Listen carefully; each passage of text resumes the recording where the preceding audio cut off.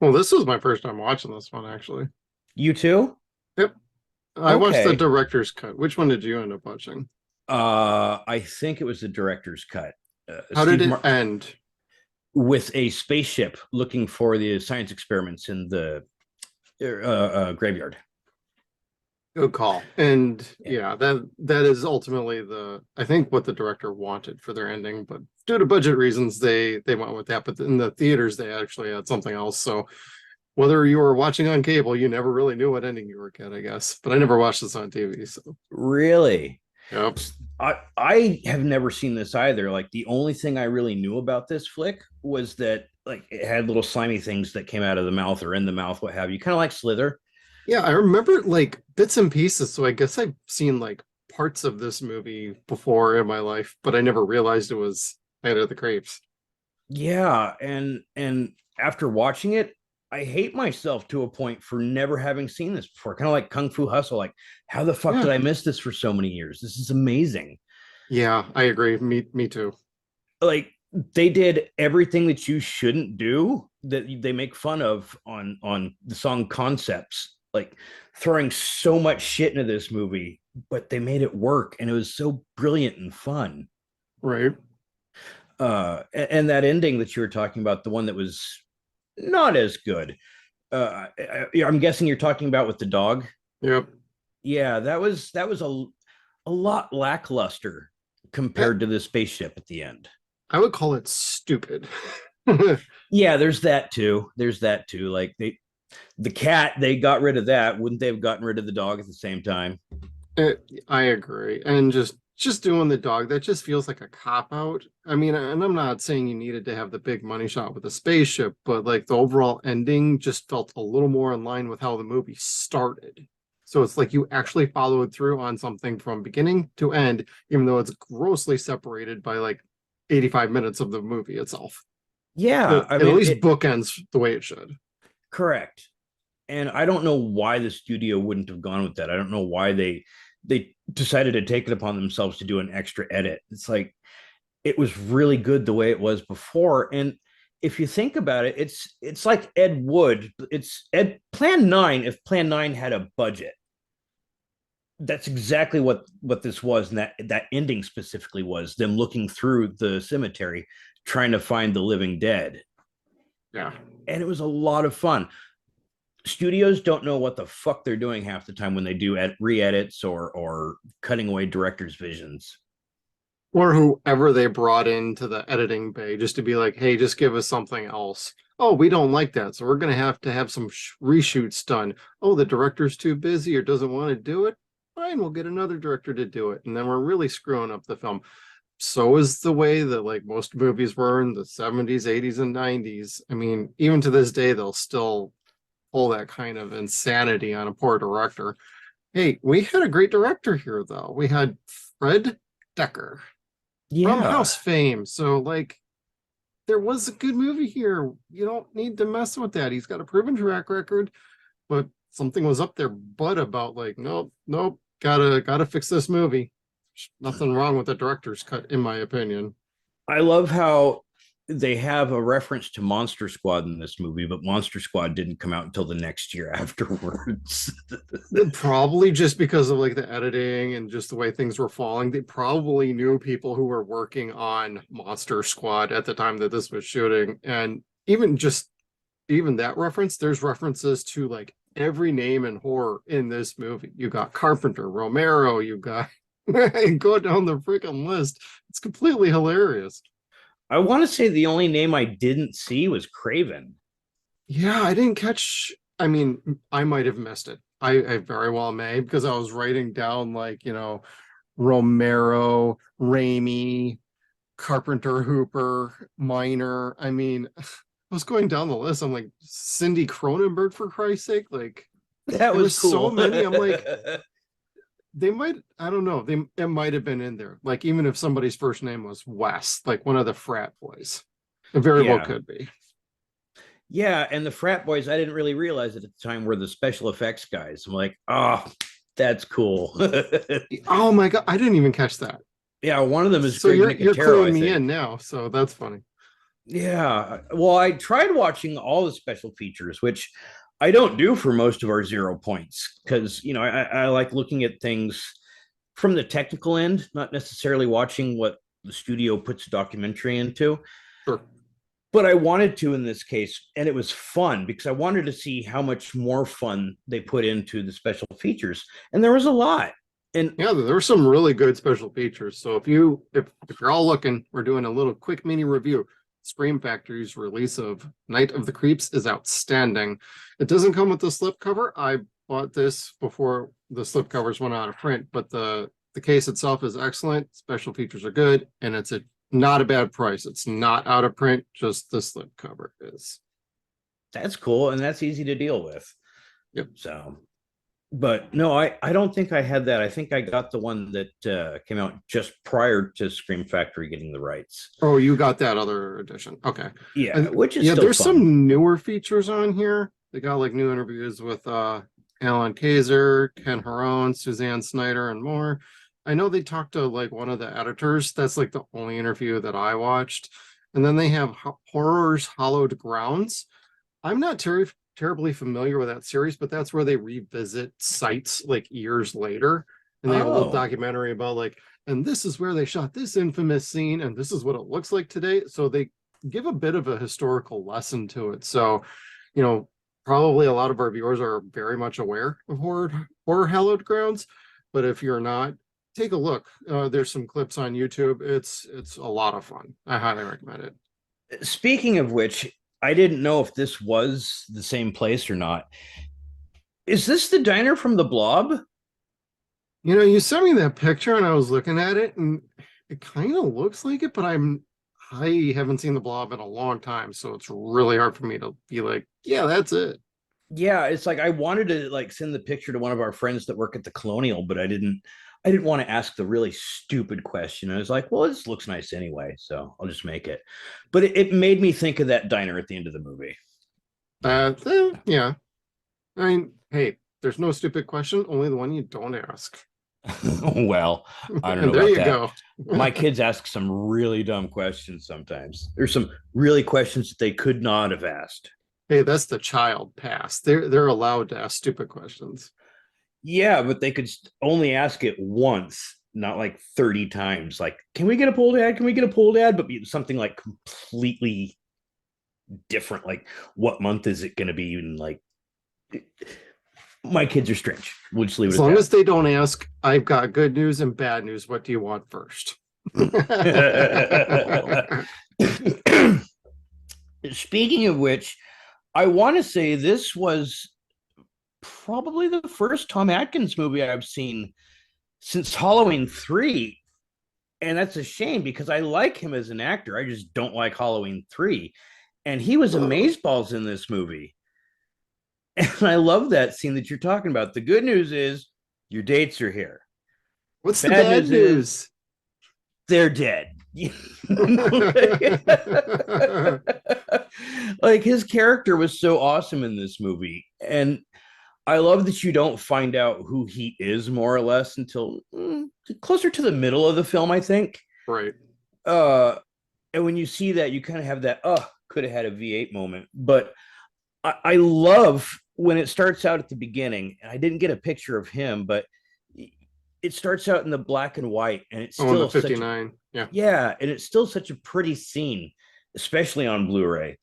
Um, and I started laughing when the cop, which of course is Tom Atkins, goes and busts the kid's necking or whatever, and then realizes that his girlfriend is in someone else's car necking with some other dude. It's like, oh, you could have just shot him there. Like, no one would have said shit. Especially with what was about to happen. That was fucked up. So this movie, we'll go back to that stew that he was talking about. Like the first 5 minutes of it totally kind of threw me like, well, this is like really busy. How much are they going to do here? And they did. They throw all the fucking concepts at the wall. First, you've got the comet flying down, which they see here, which is the homage to the Blob or eventually Killer Clowns or what have you, critters. And then they've got the escaped inmate from the fucking asylum. Yep. You rarely ever see that concept anymore. So that was super duper cool, where it's like a slasher flick without a name. It doesn't necessarily need to be a famous slasher. Just, you have that trope. So that was really fun. And then you get the aliens after that, and then him and the aliens mixed together. It's like, this movie's really busy. It's fucking cool. Yeah, it's busy without being overtly complicated. You can easily follow along because they pace it out and they write it out just perfectly.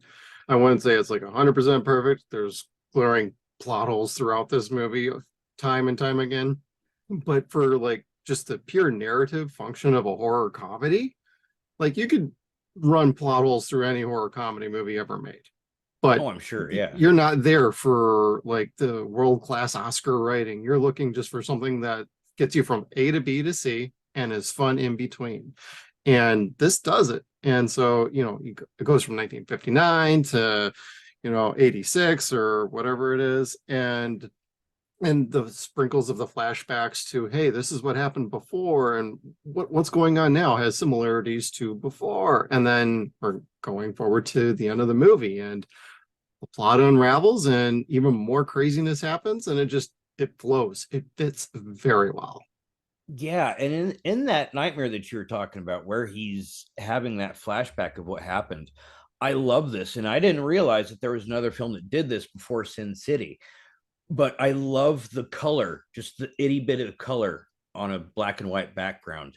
It just adds so much vibrance to the film, and it really worked out well here. Like, the inmate is creepy as fuck in general, but with the black and white and even the paleness of the car, the blood stands out so much that it's like that's all that you can see is the gore. It's good they went with the baby blue on the car. So Yeah, yeah, and it's a great contrast. It works super duper well.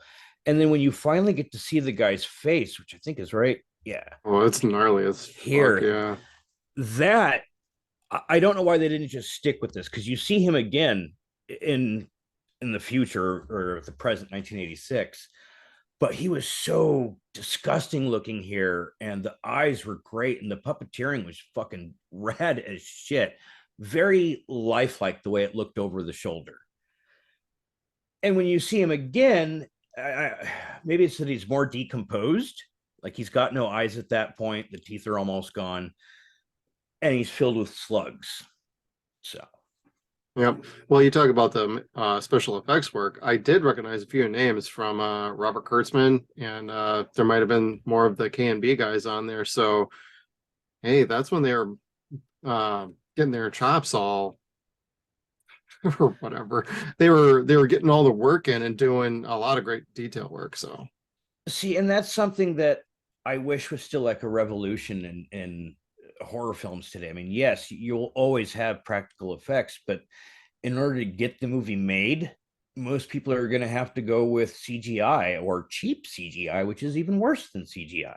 yep, CGI blood splatter specifically is in way too many movies, and it's great for accenting things, but when that's predominantly what you're using, that's when the movie falls apart for me.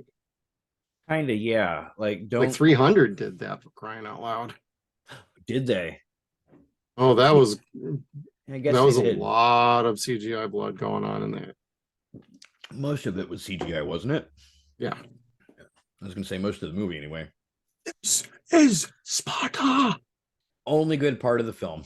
Only good part of it. And I think it was even better because, like, someone spliced a cat head on top of Leonidas. I've never seen that. I'll have to find it for you. It's like somebody splices a cat head over King Leonidas and like boots the guy into the fucking pit. Huh. I don't remember how or why. I just remember the cat being all aggro. It's like, all right, I'll far out. remind you about that later. I am very curious. Oh, but getting back to this before we 0 Point again, before we get to the present 1986, well, as I'll call him Steve in the movie, the girl's sitting by herself in the car. She's waiting for the boyfriend to come back. She's like, if you come back, I'll let you fondle my breast. You'll make it to first base at least. I don't know about second or third, but at least you'll get to first. I had to rewind that to make sure I saw that or heard that right. Is that the only time you rewound during this movie? No. I did not think so.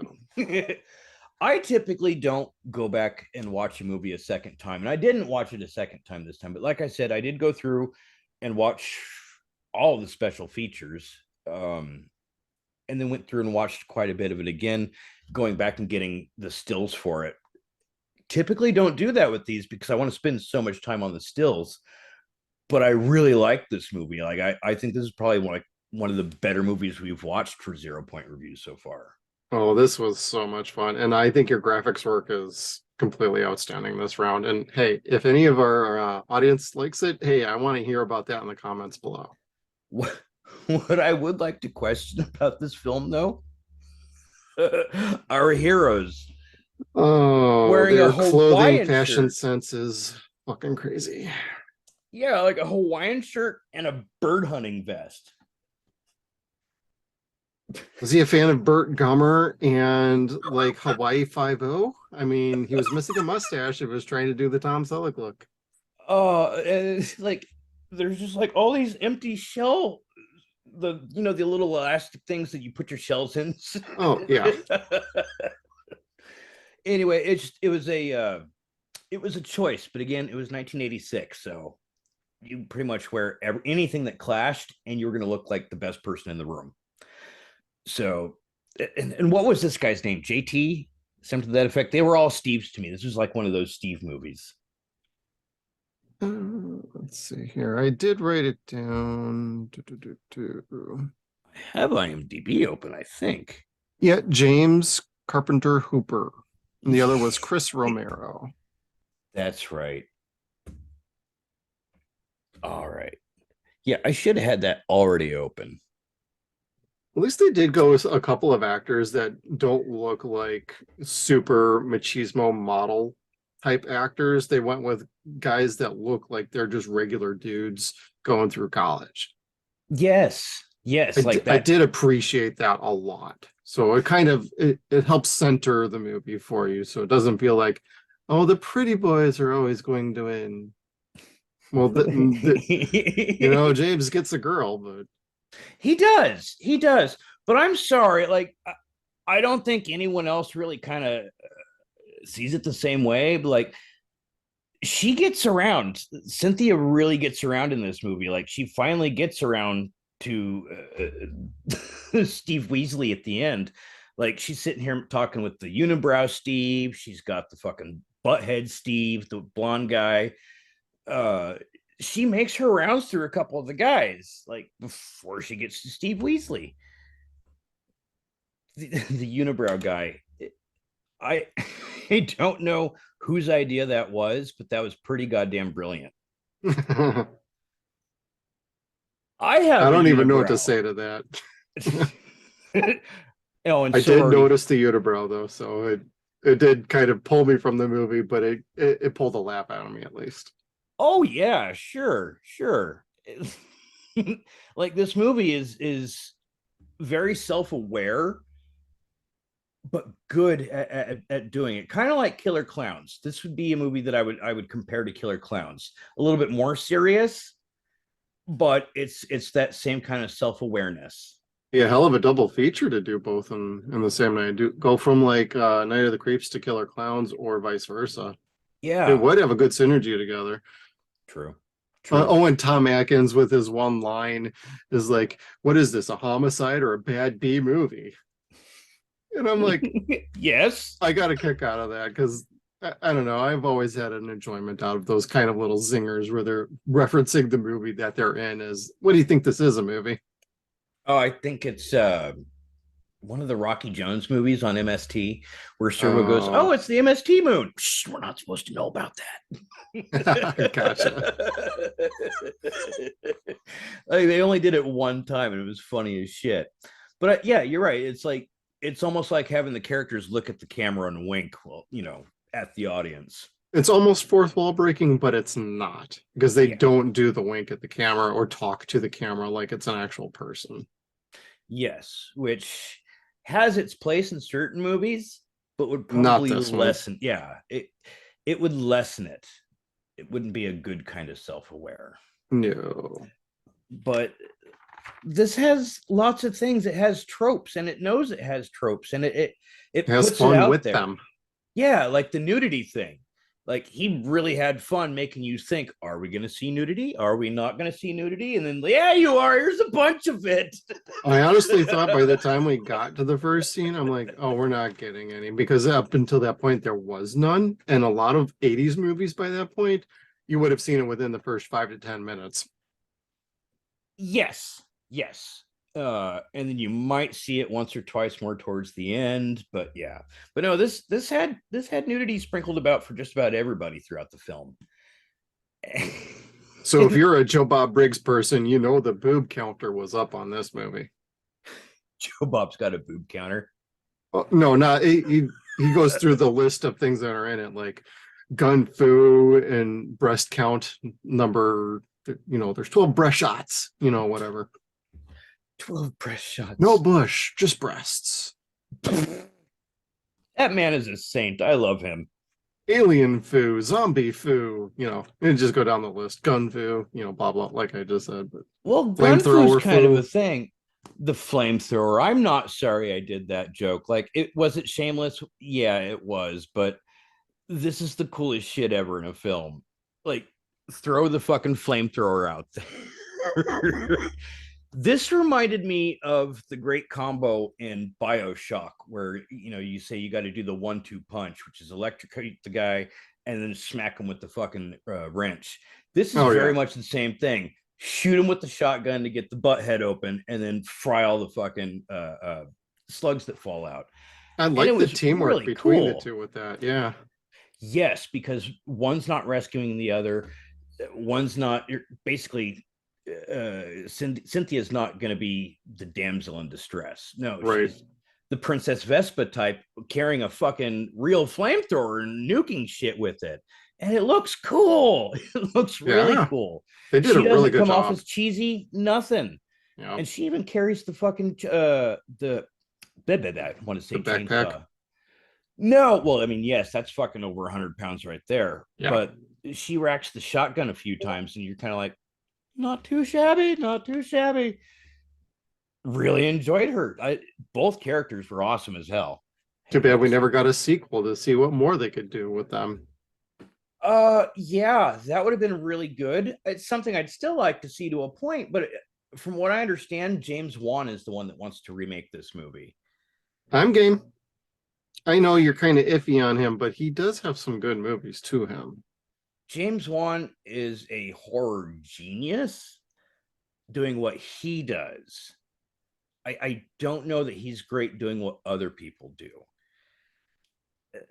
His difference between like Insidious or Saw versus Aquaman is considerably different. Like, you watch his horror films and you're like, he's brilliant.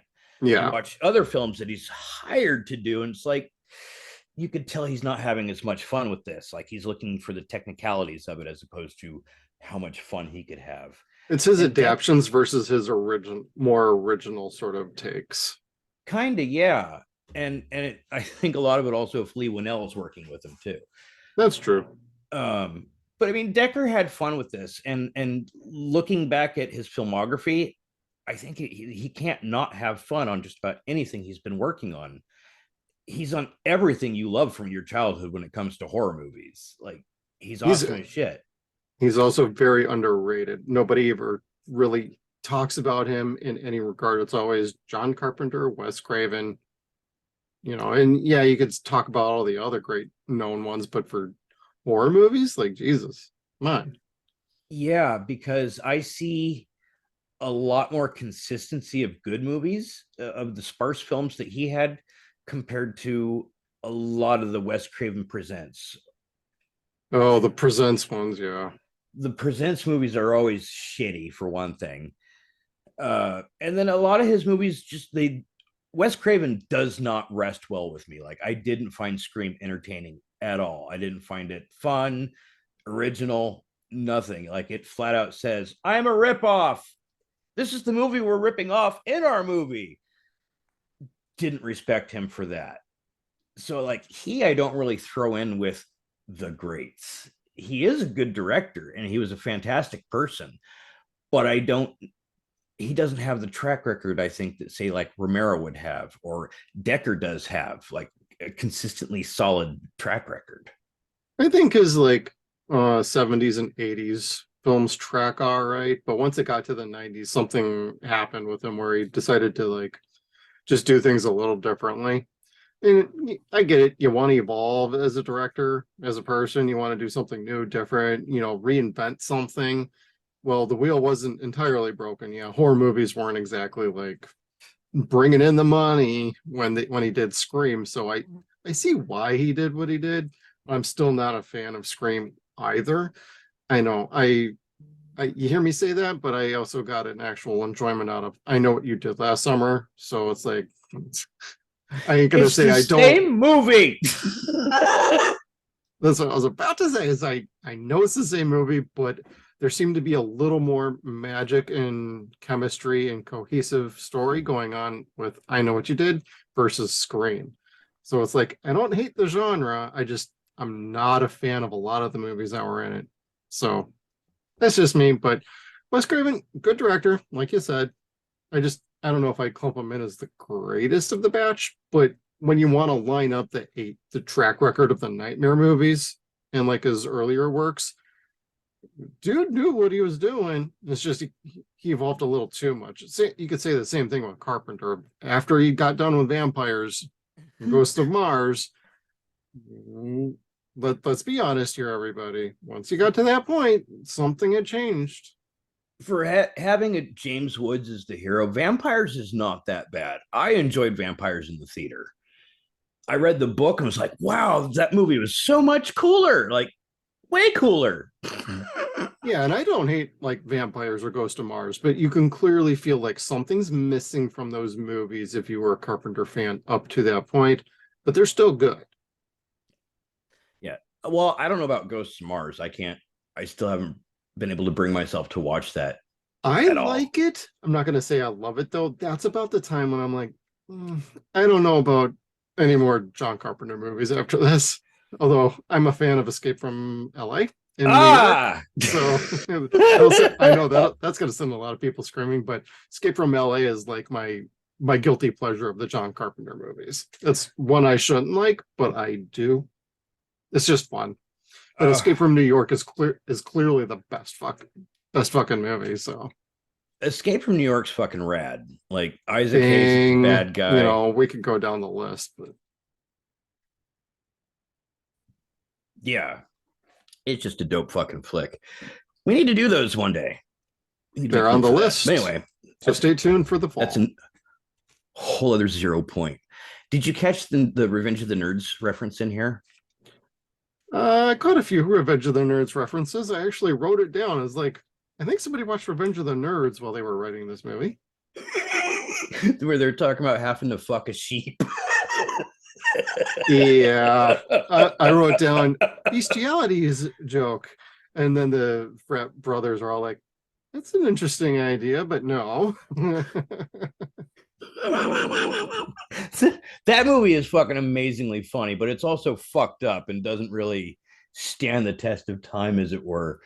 Too true. But that is one of my guilty pleasure movies that is like, it just makes me laugh regardless. I'm a horrible person, so I don't have to apologize for that continuously, but a lot of it does make me laugh. That's true. Sorry, not sorry. Yep, he's not sorry. The rubbers with the sheep butts, that was funny as hell. I went to a school where that really happened, and I was somewhat present that night. Watch it for funny. YouTube. Watch it for YouTube. So there I was, just demonetized. We're not monetized. It doesn't matter. Not yet. We're working on it. Sponsor links. Hey, hit that like button, comment below, and subscribe to our channel. Hit that little bell notification. Yes, it's right in the middle of our review, but hey, I'm thinking about it. I'm doing it now. Right. So Tom Atkins and JBB, Darcy's the one that likes Halloween 3. Is that right? And me. And you, of And a course, lot you. of other people like the movie too. I don't know, but like the whole Atkins thing, I had to just kind of roll with that. Like, never meet your heroes, especially the ones that want to fuck your mom. And this one wants your mom. And probably did.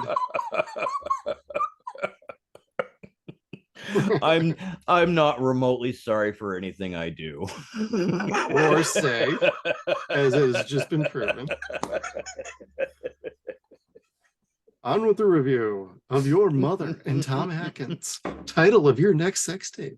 This sequence here was so random that I was kind of like, all right, I don't care. I don't know why, and I don't care. He rocked Bravo. that white tux. Like, Yes, he he totally did. rocked it. I'm like, damn, that's cool. How much was the cleaning bill for getting the sand out of it, though? Ugh. I don't know. He probably didn't have to pay. That was probably production budget. Oh, sure. Get all your scenes done in that one take so the sand doesn't get down the crack of your ass. Hey, as long as the Mai Tai tasted good. Right. And then I didn't catch it at first, but it was his dead girlfriend that pops out of the water at that point, and that's when the whole dream sequence goes to a nightmare. Yep, I didn't catch that at first either, but in hindsight, it's like, oh, okay, that makes sense. Yeah, like I was having a good time, and then oh yeah, you again. Which really, at the same time, yeah, sure, that's his girl, but she just humiliated him. Like at that point, you're just kind of like, thank you. Yep. I'm surprised you just didn't write like I'm your daddy. I'm your daddy. Sorry, Who's the not bitch sorry. now? But Atkins was so fucking cool in this. Like, why wasn't he in like more action movies and shit? The I whole don't know. He is thrill so me. good. Yeah, the whole thrill me concept is what really started this whole movie process for Decker. He just came up with this idea of somebody that's like so berated in life, double fisted, and just shot that his whole thing is thrill me. Like he begs for something to give him life. And I think for this detective, dying is kind of what gave him life. And it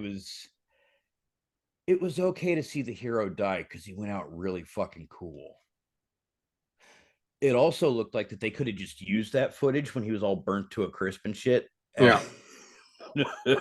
As an end scene to Halloween 6 that they couldn't film because Donald Pleasance passed away. Yeah.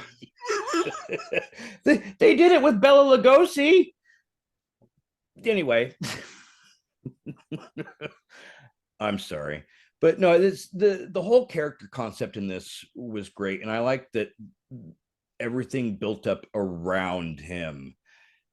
And he himself on set was surrounded by all these kids that could have been punk ass little assholes or disrespectful or unprofessional, Or fucking around or what have you. disinterested or Yeah, but he had this great cast of people that really liked working with him and really liked learning from him, and he liked teaching them. And it really shows in this flick. Like, oh are yeah. there moments where you see the cast looking at cue cards off the scene? Sure, a couple times. That adds to the fun of it. It's not to say that they're acting poorly. Like, they're still acting good. They just need the line. It's It just the way doesn't, it goes sometimes. yeah, that adds to the authenticity of a cheesy movie. And again, cheesy does not mean bad at all. No, not at all. Bad movies are usually like your summer blockbuster flicks, like Fast X or whatever the fuck it is at this point. Vin Diesel in space. That was, I think that was the. I'm not a fan of those movies. I haven't watched one since like Too Fast, Too Furious. So I haven't watched any of them. the first one I think I liked, but I don't own it or anything like that. I saw it in the theaters. I was good. I dig that. Like, I'm not a car person, so it's like movies like Days of Thunder were lost on me. And my wife and I were talking about it the other day. I was like, I didn't care to see the movie. I don't think I ever actually did sit and watch it, but I really liked the ride at Great America. Like Paramount bought Great America, so they started inserting all their movies into the rides, and they had a hydraulic type ride where it's like you're looking at an IMAX screen of basically a GoPro on the front of a NASCAR or stock car, and they're like throwing you in every single which direction, and it was fun as hell, but it still didn't make me want to go see that movie. I'm not a car person unless it's like the Batmobile or Ecto One or Kit, the A Team's van, Airwolf, something like that. Street Hawk. Street Hawk. I have no credibility. Like people could sit and go, "Hey, he said something smart." Oh, but he's a fucking idiot. Okay. And then the other one followed up with something even dumber. So there you go. Oh shit. I like what we do. Speaking of fucking Scream having the movie that it rips off, this had Plan 9 in it, and that made me really happy. They had Plan 9 mentioned in it twice. Once in the beginning, where they're talking on the phone, and then later on, the sorority mom, is that what they're called? Oh House God. mom. Something like that. Yeah, I wrote it down, but I don't. Yeah, she's sitting there watching Plan 9, and I was kind of like, yes. Somebody was clearly a fan of like movies and horror and sci-fi in general. So I love sprinkles like that throughout the movie. I do too. And when there's a proper homage to a flick that really does make a difference. And I will not stand by and listen to people or talk shit like Plan 9 was a bad movie or Ed Wood is a bad director. No, none of that is true. This isn't the show to get into that. Go see it if you haven't seen it. It's not bad. It's fun. It didn't have a budget. This paid homage to it with a budget. Exactly. Other flicks that do movies like that, it's like they're not ripping it off. It's not a reboot. It doesn't feel unauthentic. There's no fan service. It's an homage, and that's what this was, and it was beautifully done. Like Plan 9 is a good movie. Like the story of it, the concept is really fun. The execution, not so much. This had both, and I'm so glad we decided to do this. I'm like, truly, thank you. This was a good one. Yeah, well, I wanted to see it and I had it in the collection. I'm like, well, let's do something different. Well, and it's like we just watched Slither. So I mean that was one thing. We could have just said, okay, we just watched a slug movie. I want to say I enjoy this a little bit more than Slither. I mean, it's not a better film. They're two different very types of films. Oh, absolutely, completely opposite ends of the spectrum. Yeah, but I mean, whereas Slither has me laughing to no end, this had me having fun. Like it is a thrill me ride. It really is. Like you don't know how much more shit they're going to throw at you in this film, and it's fun. Like the dog or the cat. The cat fucking scared the shit out of me just because it was so evil looking. Like where is this thing? The lady picks up her cat and it's all decomposed already from one of the slugs getting it, and then shit hits the fan. But this cat was even more horrid looking than the dog. The dog I couldn't find any really good shots of. Like the film was bad, the shot was of the angle was bad. Like it had a fake prosthetic eye, and the other side looked better. Nothing for the dog really came out as good as this picture, but the cat was fucking terrifying. The animals were terrifying. Even some of the people were terrifying. This guy here, oh, that was brutal. Scene. Yeah, this is amazing. It's like looking at fucking the old cards for Mars Attacks before they made the movie, and just those horrid scenes. It's so beautiful, and I wish people would see things like this and give it more respect again than they do. We don't need the CGI. Things like this was an artist performing a craft that was just amazing at the time. Yeah, the FX work is just brilliant. Like it's definitely a proof concept that whoever was working on this movie had a future in Hollywood.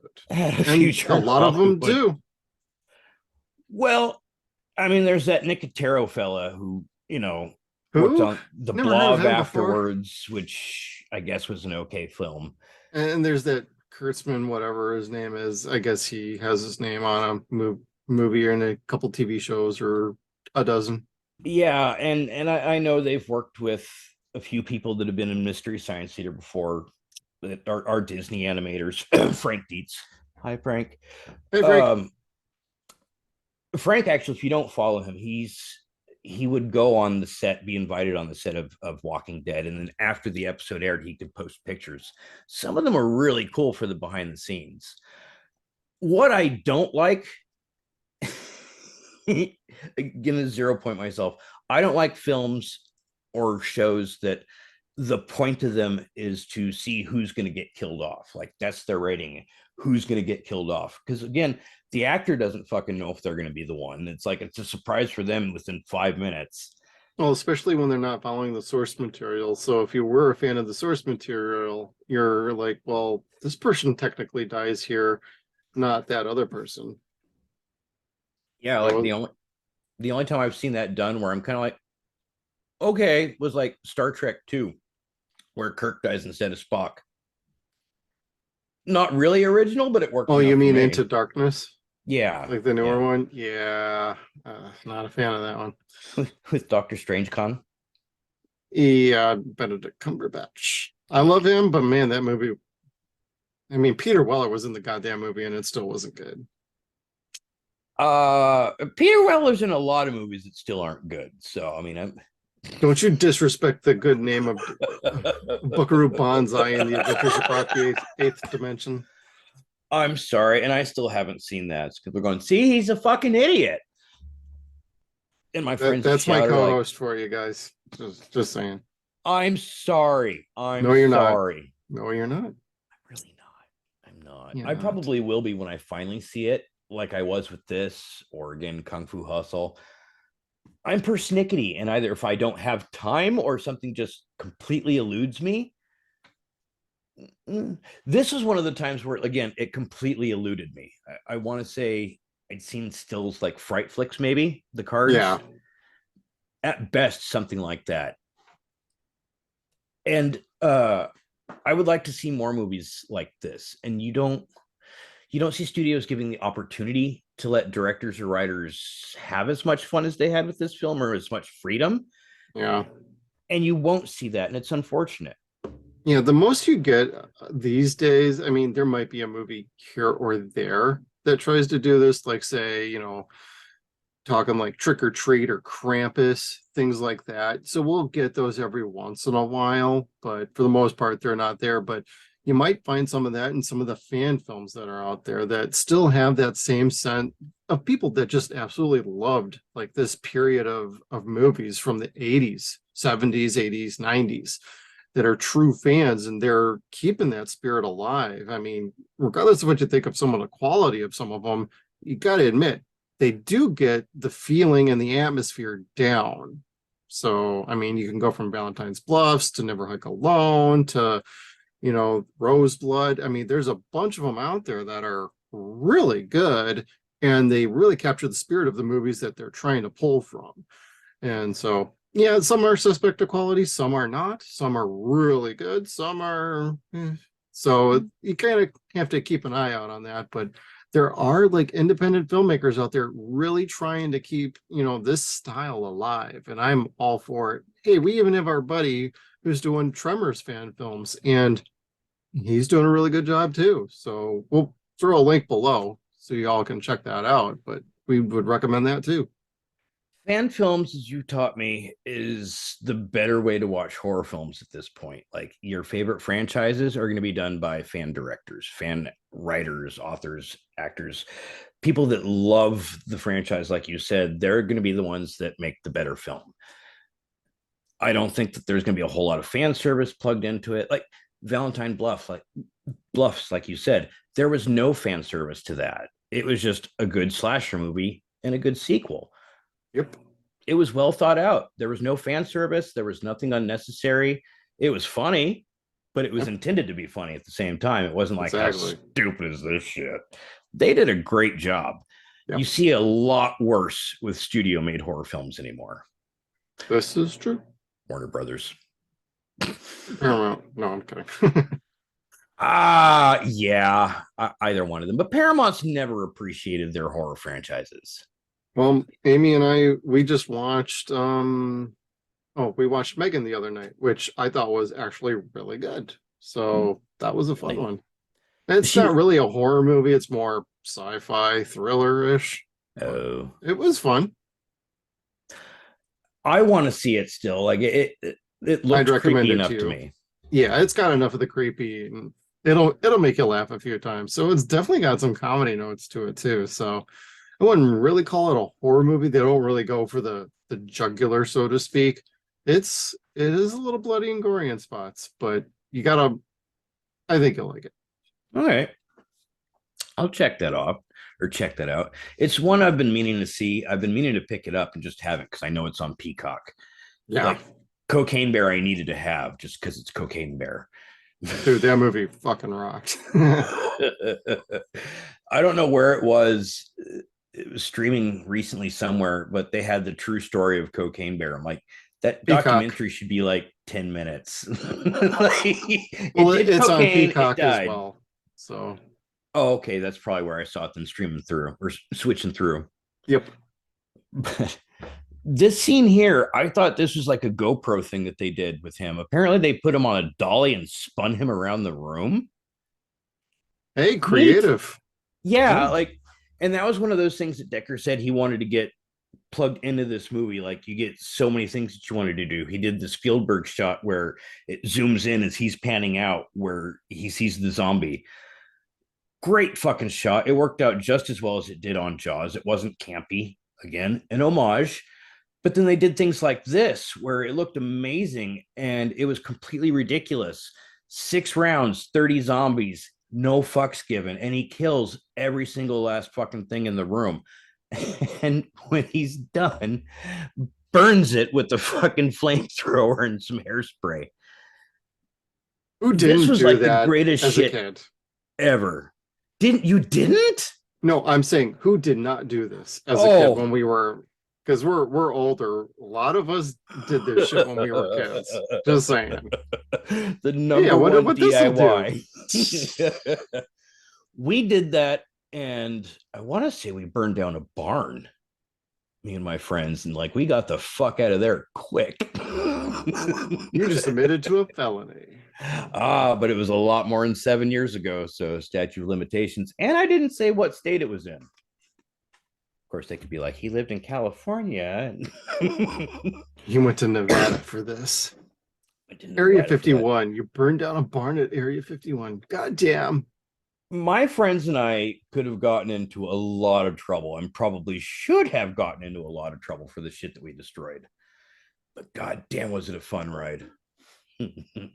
That's my co-host for you, everybody. That's Kevin Smith. Not that Molotov Kevin cocktails, Smith. This Kevin Smith. grinding up rock salt and shooting it at people. We were terrible people. Terrible. Anyway, slugs, alien slugs. I Zero-Pointed. I'm sorry. Well, Kevin, do you have any more thoughts before we roll on out?